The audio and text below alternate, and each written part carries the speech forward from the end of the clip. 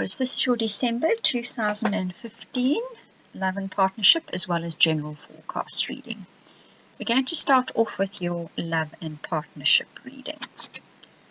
Your first card up suggests that your relationships or your partnerships, be they platonic or romantic, well, they start the month off with you feeling very good or feeling fairly good. The sun is shining on them for some reason. I think probably something towards the end of November made you feel positive about your relationships and your partnerships again. You also know that your partnerships and relationships some are broadening your social circle or making you more social. So the two of you are getting out more, or the one is nudging the other one to get out more. And in this way, your social circle has expanded because of your partner.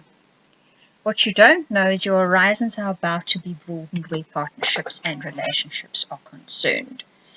So possibly this social circle that's expanding is leading to a broadening of horizons. You're going to get to see more people, have contact with more people, and find your life expanding because of your partnerships and relationships. Your next step is going to be to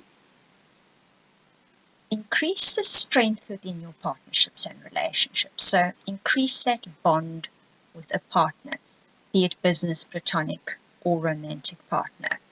So there's one of those partnerships needs the bonds strengthened. Now what's interesting in your reading is both the ancestors and the DNA card came up. They both have to do with basically a pattern that has been going through your family for generations, and you are continuing that pattern. Now here it says there's a DNA, or there's something habitual that your family has been doing in partnerships over the years that you are now coming into contact with or noticing. And perhaps it is that you need to strengthen up your partnerships, that the staying power isn't there.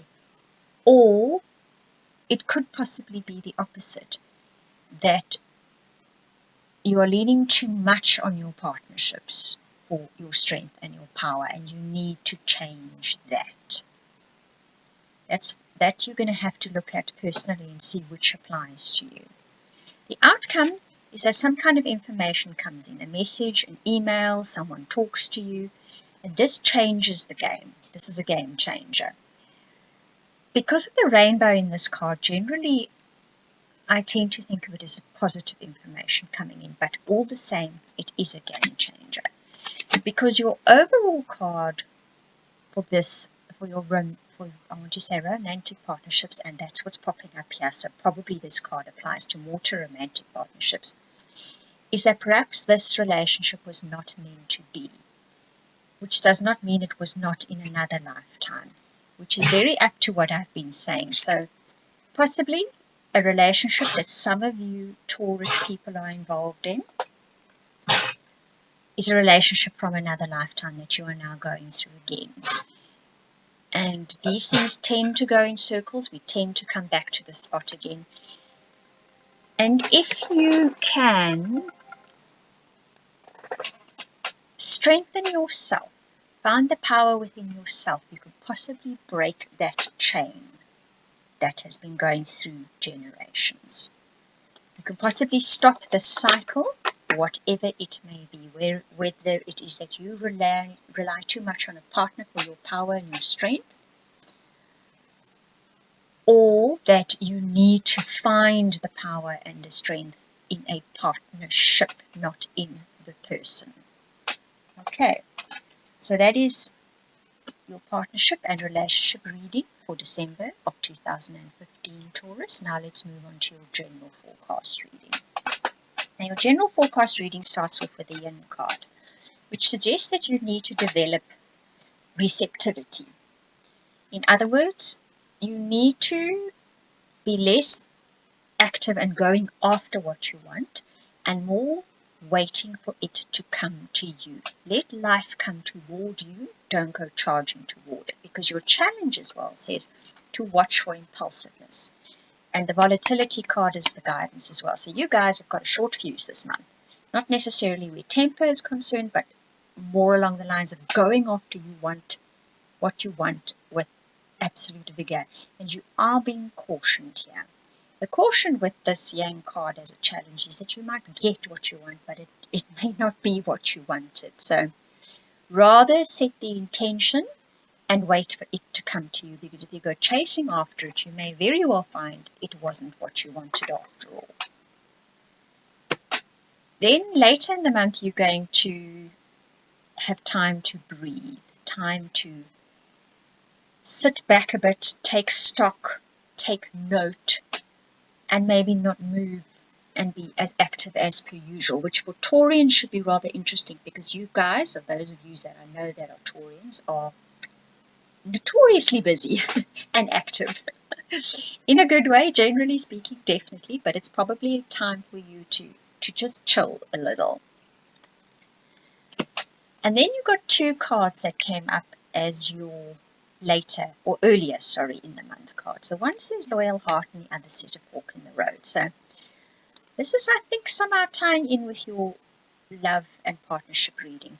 You guys have reached decision time, and it has to do with whether our heart is loyal or not.